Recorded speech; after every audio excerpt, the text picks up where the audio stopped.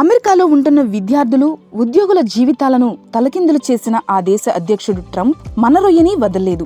అమెరికాకు ఎగుమతి అవుతున్న రొయ్యలపై సుంకం విధించడంతో ఆక్వా రైతులతో పాటు ప్రధానమైన 10 రకాల అనుబంధ రంగాలపై ఆధారపడిన లక్షలాది మంది కుటుంబాలు ఇప్పుడు దిక్కుతోచని స్థితిలో పడ్డాయి. రైతే తొలి బాధితుడు. నెలల వ్యవధిలో కిలో రొయ్య ధర 10 రూపాయలు తగ్గితేనే విలువెల్లాడిపోతున్న పరిస్థితుల్లో ఒక్క రోజులో 40 రూపాయలు తగ్గేసరికి రైతులకు ఊపిరి ఆడటం లేదు. 100 కౌంటర్ రావడానికి రైతుకు ఖర్చవుతున్న నేపథ్యంలో ప్రస్తుతం ధర 230 రూపాయలు కాగా, చెరువులో వేసిన పిల్ల కనీసం 80% పెరిగితే ఈ ధరకు పెట్టుబడులు వస్తాయి.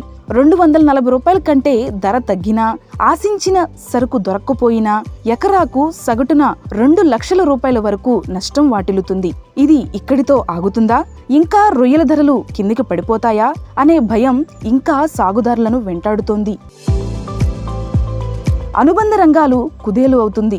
రొయ్య పిల్ల తయారీ కేంద్రాలు, మేతలు, మందులు తయారీ పరిశ్రమలు, విక్రయ దుకాణాలు, ఫ్యాన్ సెట్ల తయారీ విక్రయ కేంద్రాలు, జనరేటర్లు అద్దెకు ఇచ్చే వ్యాపారులు, ఐస్ ప్లాంట్లు, లారీలు, ఇతర రవాణా వాహనాలు, ప్రాసెసింగ్ ప్లాంట్లు, పెట్రోల్ బంకులు, పట్టుబడులపై ఆధారపడే కూలీలు, ఇలా అందరిపై ప్రభావం పడే అవకాశం ఉంది.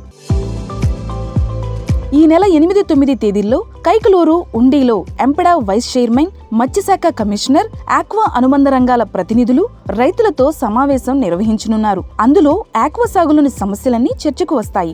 రొయ్యలకు కనీస మద్దతు ధర ఉండే విధంగా ఒత్తిడి తీసుకొస్తామని జిల్లా రొయ్య రైతు సంక్షేమ సంఘం అధ్యక్షుడు నంబూరి గజపతిరాజు గారు వివరించారు. మన రొయ్యరాజు యాప్ని డౌన్లోడ్ చేసుకుని లబ్ధి పొందండి.